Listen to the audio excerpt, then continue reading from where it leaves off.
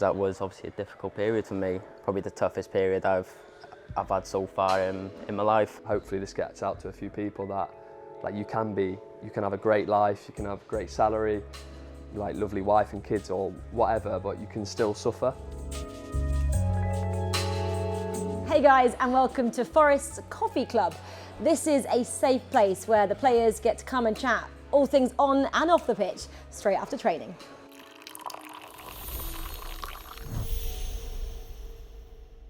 Hi guys. I feel like I'm very privileged to join your coffee club today, so thank you for having me. Although I don't drink coffee, but you know, we're here, safe space. I just thought it'd be really lovely to have a chat and kind of get to know a little bit more about you guys and kind of what makes you tick. Matt, I'm going to start with you because I feel like you're the last member to the party. No pressure. Yeah, the newest for sure. Exactly. No doubt. Drinking there. I had my coffee. Oh, okay. You downed it. You downed it. Yeah, I've got a latte, mate. Latte, yeah. Yeah. Nice. Yeah, lovely. Okay. When you came to these guys, did they make you feel welcome? What was your initial kind of thought? Do you feel anxious ever when you come to a new club? Definitely you feel a little bit anxious. You want to get to know people as quickly as possible, but I think as these guys have come to realize, I wear my heart on my sleeve pretty much. Like, I am who I am, and I'm really outgoing, so I've never had a problem, even when I was a kid, joining new teams, joining new schools, whatever it was. I was always really friendly, and that's what sport is so great for. But yeah, I was going through a tough time in the beginning. Not tough time, but a lot of change. Just had my second kid. Obviously changing city, changing clubs, so a lot of change in the beginning, and then when I felt like grounded enough, came into the coffee club, and since then, yeah, it's been really great. So it's a good group. I feel like as footballers though, we always go through a lot of change from a young age. Like for me, it was like comfortable at my school in Wrexham, and then I've had to move to Liverpool, do a school there, move into house parents with digs. Yeah. So like from an early age, it's always been change. So like I feel like that's helped us. If we move to a different club now, we're naturally just used to a change. You're accustomed to it. Yeah, I think you guys would have, everyone except for I think Yates. I don't think you ever get accustomed to it. No? No, even changing club at 32, I was still... You're still anxious, you're still nervous of what to expect. But I think the way footballers are, the way we are, it's like you're always welcome with open arms, you know what I mean? Yeah, and you've all been in the same boat, so you just be a bit more open with people, helping, engaging and bringing people in, because it's only going to help.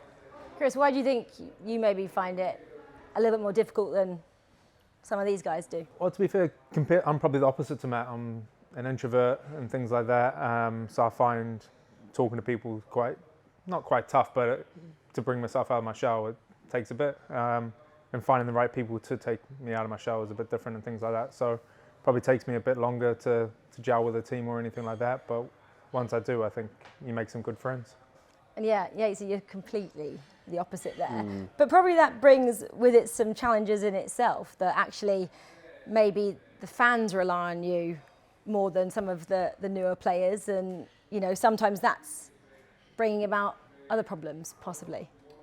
Yeah, maybe. I think, to be honest, unlike most clubs, I think there's just been such a massive change at Forest since I broke into the first team. Every window there's been new players. But I think maybe the past 2 years, I think there's been a bit of an environment created in the dressing room, like us 5 lads here, just like really nice, honest lads. I'm not saying before, but just quite a few of us have like gelled really well. And I think that's a massive reason why, you know, hopefully we're going to pull through in the end this season, and hopefully moving forward it's going to really help us. Are you sometimes anxious though, like when the transfer window is happening, who is going to come and what's next season going to look like and how many changes there are going to be? I think when I was a bit younger I was. I think I'm just kind of used to it now, especially after the first season, the amount of players we signed. Something it's just part and parcel of being a footballer, and there's always going to be competition, and I think it's just going to help you to get to the next level, and you know, you got to fight for your place. It's all good, healthy competition, I think. Yeah, I think anxiety is not really the word in that sense. Like, just is what it is. Like I came in the summer. I was here for the winter transfer window, and you know, there were changes, but you just have to control what you can, and you know, having people around you that you can rely on. And look, we're all going through the same things, right? So, and we've all been through things. Like Woody and I are a bit older than these guys. We've got like a little bit more life experience, so we can have like be good sounding boards for everybody, and just, you know, work through tough times all together and just rely on each other, because nobody understands footballer like a footballer. Do you two look at things differently now, do you think, compared to, say, when you're in your early 20s? Or how maybe have you learned some new skills that do allow you to adapt when obviously things get difficult? It's football. Yeah. Yeah, I think as you go on, you get life experiences and you get different experiences that you take on board, and it changes you throughout your career, throughout your life. It's the way I thought of things when I was younger. I think of things differently now. But it doesn't mean I'm right in the things I think of now. I still listen to these boys, and even though some of them are 10 years younger than me, they still have the great idea. I know, it's bad. That means how young you guys are, not how old I am. Let's put it that way. But they have great ideas, and it makes me change the way I think and things like that, which is nice. So it's experience is not always the right thing, because new ideas, fresh ideas help so much as well. Have you both actually, from coming from the US and New Zealand, have you come over here? Obviously, you've been here a little bit longer actually as well, Woody, but maybe realised that these guys... I'm kidding. That these guys do things a bit differently. Do you feel like one culture's more open and... I came from Wales. But you're still British, right? Yeah, but... Or do you count yourself as British or Welsh? Basically English, isn't it? Basically English. You're not even British? English, is it? Basically is. There we go. But do you know what I mean? Do you feel like different cultures maybe are more open to talking about tough issues? US, New Zealand, Welsh, British. Sorry, can I just pause you? Can I just take my jacket off because I'm absolutely boiling? Any chance, mate? Sorry. Any chance? God's sake. We were just about to dive into the good stuff, and you wrecked it. Sorry, guys. Doesn't help. Suddenly it's going to be like Nico's just got a jacket off, like boom, we just chat. Turn back on, no jacket on Nico. Yeah, I was waiting. Culturally as well, obviously New Zealand, US, got British contingent over here. Do you feel like you're learning anything from kind of coming into a new culture, or vice versa really? Or was it more open growing up in New Zealand and the US, for example? I'd say like in the US, especially in football, it's a huge melting pot of cultures. You know, when I started playing, the teams I played on all spoke Spanish. So my Spanish is pretty good. You learn a lot about Hispanic culture, Latinx culture. And for me, that was really awesome to have those experiences. And then coming to England, I found it like different. I think it was a little bit more cliquey in England, like where there's a lot more languages. So like in my locker room back in America, it would be English and Spanish, and that was it. And if I could speak both, so I could float between the two groups. So maybe I never felt like the clickiness. I love it how he says locker room, not changing room. Locker room instead of changing room. Yeah. Still My very fault. American. Listen, I am who I am. That's what I said. And when I got here, it felt like there's more languages: French, Portuguese, Spanish, English, Welsh, whatever it may be, you know. And so I feel like people generally had stuck together with the people that they speak the same language of, which is normal, you know. I'd say. But I definitely found that to be different than it was in the US, for sure. I guess in the US and New Zealand as well, how open were possibly the people that you surrounded yourself with about talking about mental health? Was it more open a culture, or was it a bit kind of similar to what you found coming over here to the UK? I think New Zealand's pretty similar. I think it's only in later years people have started to be more open and understanding that you can talk about all different issues no matter what. And I think that's more a generational thing rather than a culture thing or something like that. I think it's coming to there's safe spaces everywhere. So I think that's the best way of looking at it, instead of like thinking the culture side. It's the safe space of the generation of knowing whatever you say, people will listen and help out. Do you think you're all conscious about when you do have good or bad mental health? It's kind of an open question to any of you. I think I've had people in my family who've suffered with their mental health. So I've sort of been brought into that culture that you need to speak up. But I think English people, especially my dad and my mum's generation, and then their parents. I think it was just sort of like put a brave face on, you're fine. Yeah. But I love now that obviously with social media, people are coming out there speaking about their mental health. It's just becoming an everyday normal thing that if you're feeling down or you're not having nice thoughts, to speak up. I just feel like pushing that message constantly. I'm always telling my mum and dad, like, how are you? And they're like, I'm fine, you know, but you're not fine all the time. And that's why I like the coffee club so good. Not even coffee club, but just speaking to people. But I know it's difficult because for generations and generations, it's been like frowned upon to show your weakness, but I sort of see it as a strength, especially seeing people in my family suffer and then come through it the other side. So Yates, he kind of said there that, you know, he's happy to speak about these issues. Would you guys say you are people that talk, or do you use other kind of coping mechanisms when you are struggling kind of mentally? I'd say at the start of my career, I was sort of a one to always just bottle it up, crack on, get on with it. And then as I've got older and gained more experience, I'd say my sort of safe place is my home, my missus and my kid. That's where I go home and I vent to. She might not like it, but that's where I feel safe. That's where I can open up. And she's been great. You know, if I've had a bad game, she's always there to support. And I feel like that's the key, having someone there that supports you in everything you do, because it's hard, you know, especially if someone's dealing with some sort of mental health issue, not having that right support to speak to someone about it. And I think as the game's going on, it's getting better and better. Players are starting to understand each other more. So yeah, I think it's just having that support behind you and being able to open up I feel like is the main thing, because bottling it up I've done it when I was a kid, and it's not great, because the more you bottle it up, the more stuff you have in your head, and you just drive yourself insane.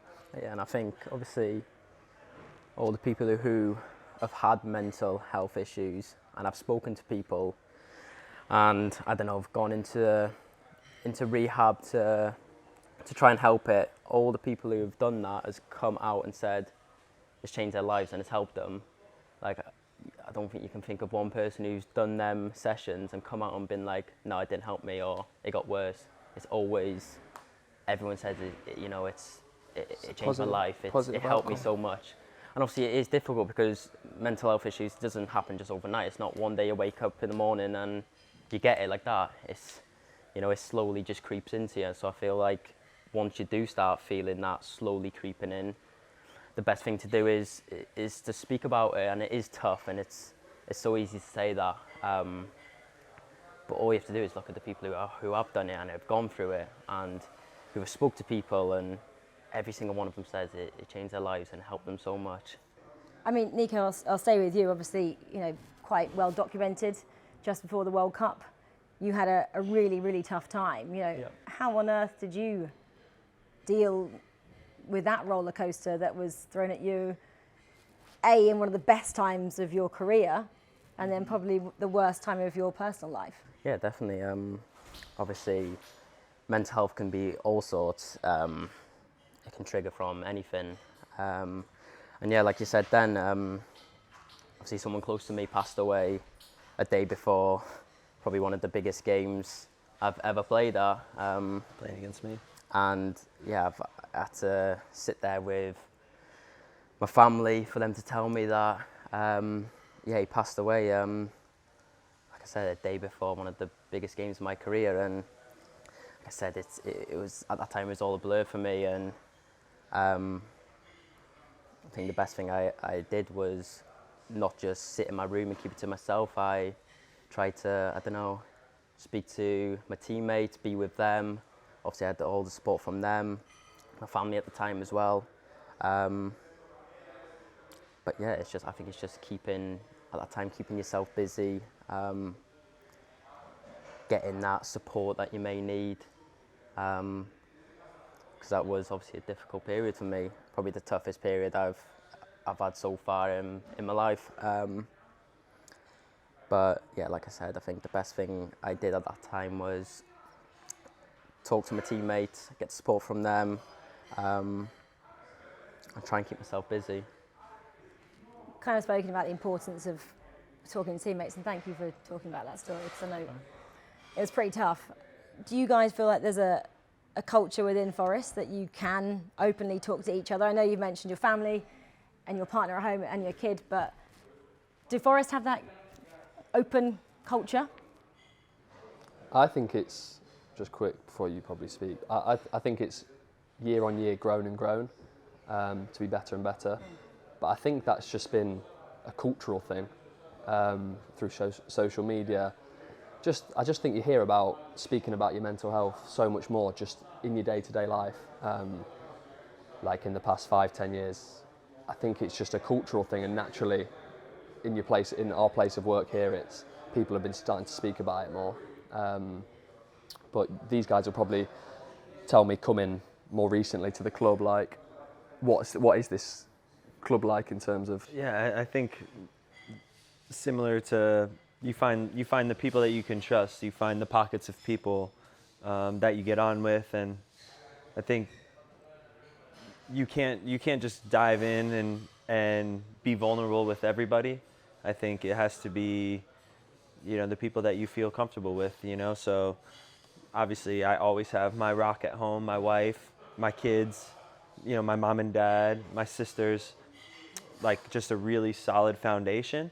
And then when I get comfortable in a new place, at my old club at Arsenal, I had a few guys there that we had a really good group that we spoke a lot to each other about all this kind of stuff. And then, now coming here, it wasn't in August when I came, I wasn't gonna the first week have that, you have to develop it. You have to see who you relate to, who, not like leveraging relationship, like obviously just people that you get along with and trust, and then, slowly open up. But you have to be willing to put yourself out there.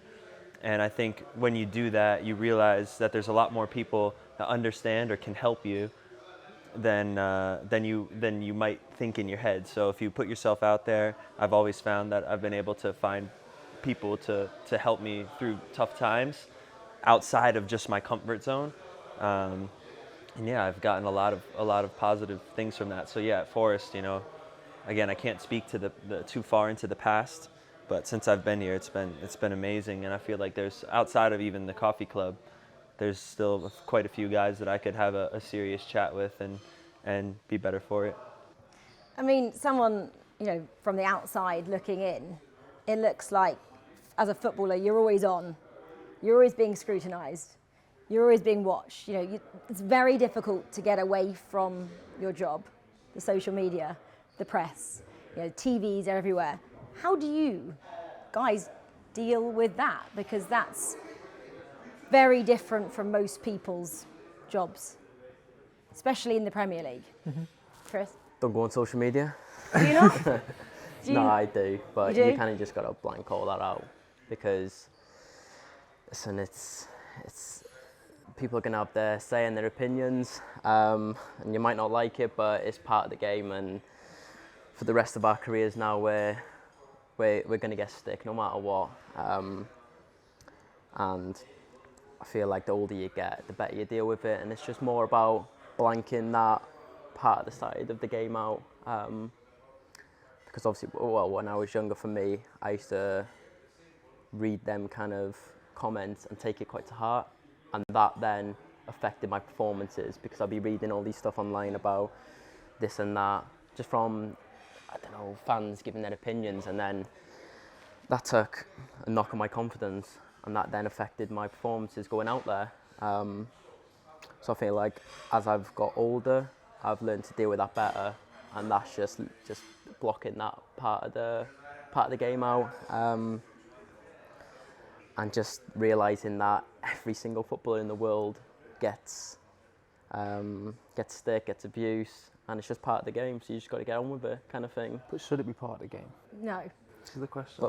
But it's always going to be a part of the game, no matter what, because of the social media platforms that are these days. I think it's down to, on this subject, I think it's down to personnel and how you're able to deal with that situation. So you might have someone in the team that will go online, read them sort of things, and like hide in the shower, and like it will just completely destroy them or affect them. Or you might get a different person now where they'll read that and sort of like motivates them to want to do better, to want to change the critics that they're getting. Yeah, it's two obviously completely different perspectives, but I think however you know, for me, I'm on more of the side of like out of sight, out of mind. You know, I leave like the phone that I bring around with me every day. I have like an American phone and a UK phone. And the phone I bring around with me every day doesn't have social media on it. 2 phones. Yeah. Imagine saying that to all the lads though. Just get rid of all your social media. I know, I would never say that, but that's just me saying that's how I do course, it. yeah. I don't. I love that. Because the phones now, amazing. they're so smart. You know what I'm saying? Like if you pull up Twitter, right? Like it knows, like, all right, like you follow Nottingham Forest, you follow this, you follow that. So then it'll just plug you with all this stuff that you don't want to read. They're always listening, always listening. But you know, that's a different subject. Yeah, it's a different subject. But yeah, I just think for me, out of sight, out of mind. You know, the opinions I've learned to care about the most are obviously family first, the manager, goalkeeper, coach, and my teammates. Chris, have you ever struggled with the social media side of things as well? The fact that people have that access to say whatever they like towards you, good or bad? Like I think at the very beginning it was when you're younger, you do see that, and then when you get older, I think you realise what matters and who cares in your life, and no matter what, there's going to be someone that doesn't like you. There's the best players in the world, and there'll be someone that doesn't like Kevin De Bruyne, even though he's one of the best midfielders in the world. There'll be someone that doesn't like him just because of the way he walks, the way he talks, just because of that. So I found once you take that element away, that you're not going to please everybody, you're not going to make everybody happy. It doesn't matter. Then please and make happy the people that want to be a part of your life, want to be supportive of your life, and the other people, just don't worry about them and move on from them. That's how I've learned to deal with criticism, positivity, anything. I only take the positives from the people I care about and want to actually support me and see me grow as a player, as a person, or anything like that. And how difficult do you think it is to try and please the fans? Because ultimately I was thinking about this, you know, you could impact a fan's week, their weekend. Not that that is directly down to you guys, but it's, you know, you have the die-hard Forest fans that if you guys lose, their week's, you know, completely over. Like, having that at the back of your mind, do you ever think of that and think, goodness me, I'm affecting other people's mentality here? Of course, you think about that, but it's part of why we love the game. You know, we want to have that responsibility, and I think the responsibility that we inherit playing for a club like this is we have to go out there and give our absolute all every time we step on the pitch, and then more often than not, the right thing will happen, one, and number two, the fans will be appreciative of the effort that we put forth. So as long as we're going out there and giving everything that we have, trying our absolute hardest, I think the fans at this club appreciate that the most. I mean, I totally agree. Yeah, your relationship with the fans, obviously, you know, it's again been well documented. Tell me about the relationship and how you've learnt to kind of cope with how the fans kind of respond to you. I think obviously breaking into the team when I was like 20, I thought I was like the next Roy Keane. Obviously you go on Twitter, you look at it all, you think, oh my God, I've made it. And then you soon realise you're not that good. And yeah, I think. Oh, don't doubt yourself, lad. Huh? Don't doubt yourself, lad. No, but you know, but when you're younger, you're not that good. When you're younger, you have a few games and a few good games. You think, oh my God, you post on social media, and then you think, oh, well, go a bit quiet because you get the negative comments. And I think, like Woody said, with age, you just understand that we've all got probably tight circles away from the football club. Obviously, my girlfriend, my family, the manager, and my teammates. That's the only opinions I really care about. But it has been such a long process to sort of get to this point. So many highs and even more lows. And I think it's just, for me, just trying to stay at one level. Obviously, it's an amazing buzz when you win, especially at the City Ground, but it's just not getting carried away and just enjoying the ride, I think. just trying to live in the present moment. That's something I've worked with the psychologist about, just trying to actually enjoy every day. And when I go on Instagram, social media, see the negative comments, I don't care what anyone says, it's not nice to see that. And if I'm a bit more with you, Morgs, that like everybody's different.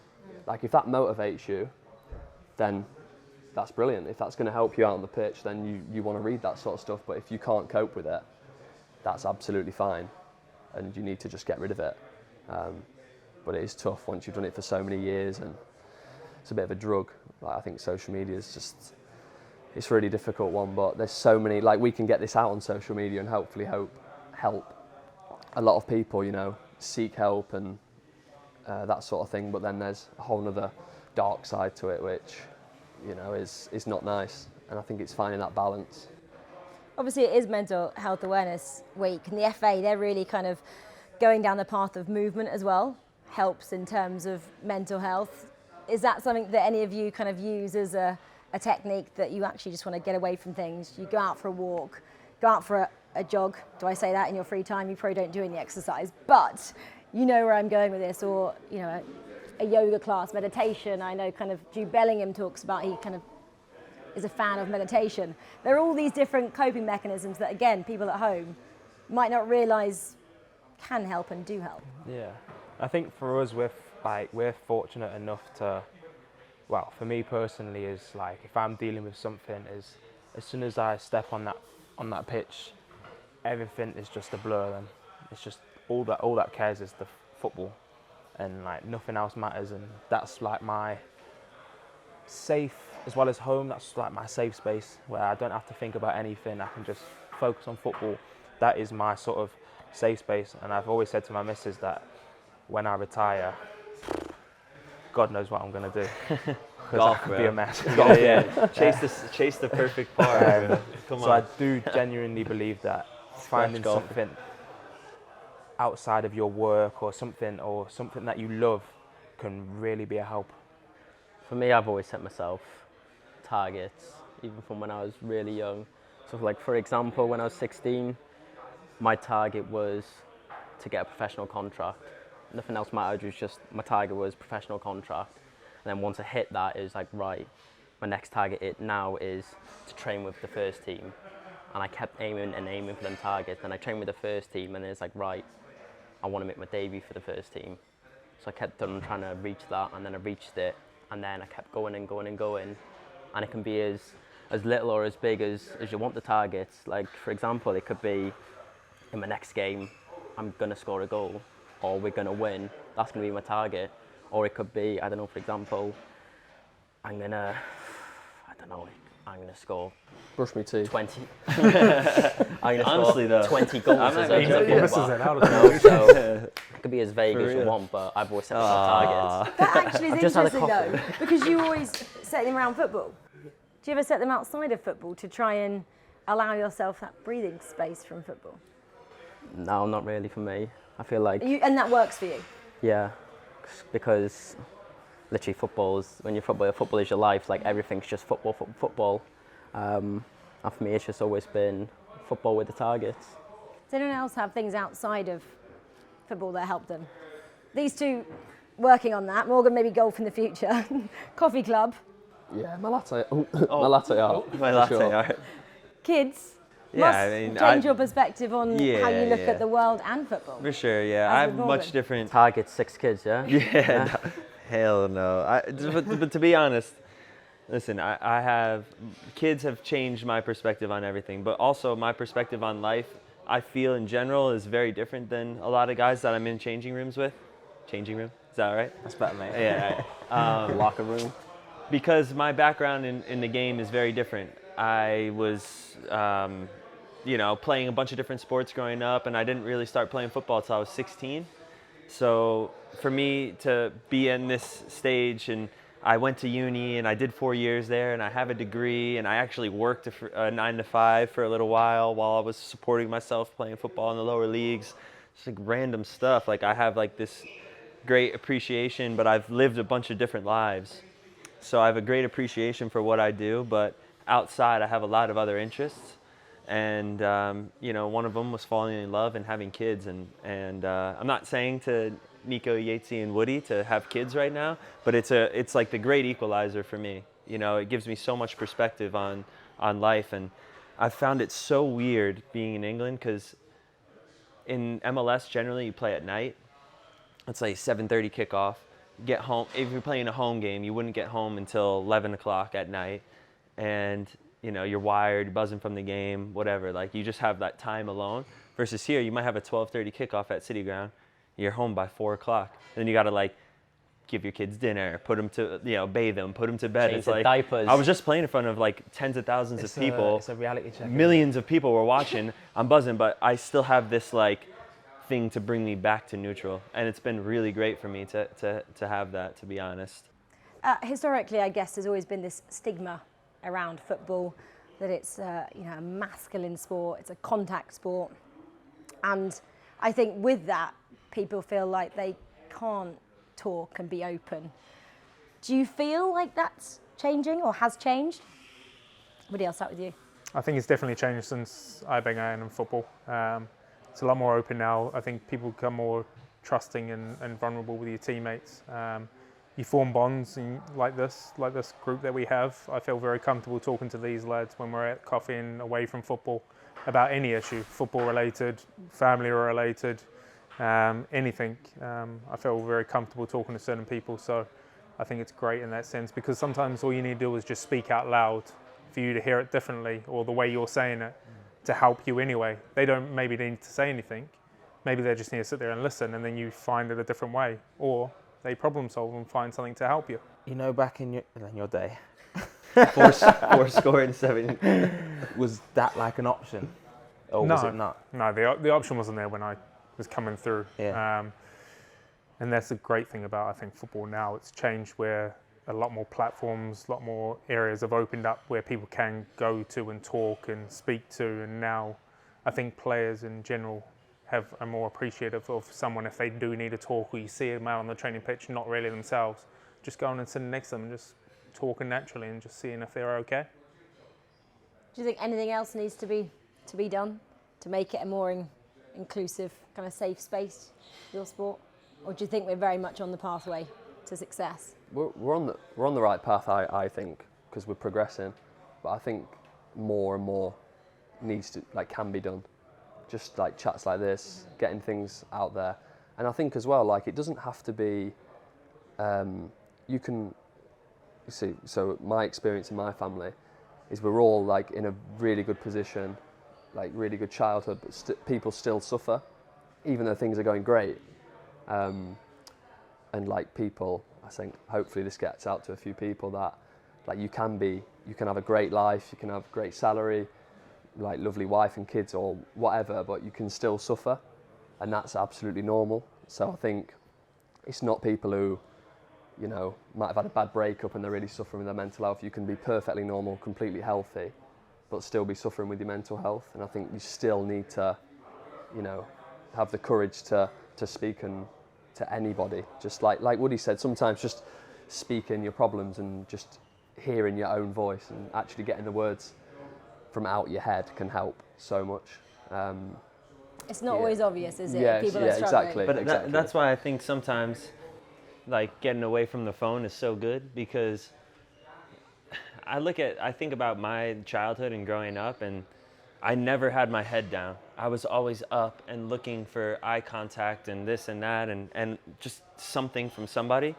Because there weren't cell phones around when you were a kid, mate. I know.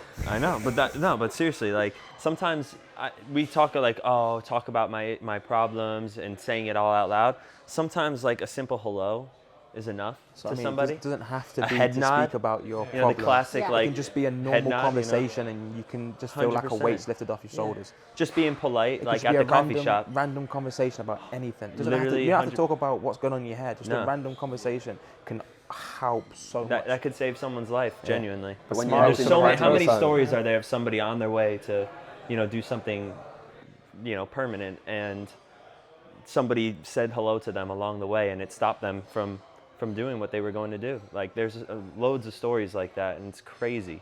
So I think, keep your head up and say hello to somebody that you might not normally say hello to, and you never know, could go a really, really long way. Well said. I think that's a brilliant Very point to nice. end on. Thank you, Matt. Thank you, all of you, Very nice. very much. And thanks for being so open as well. Lovely. Appreciate that. Thank Cheers, you. thank you. Cheers.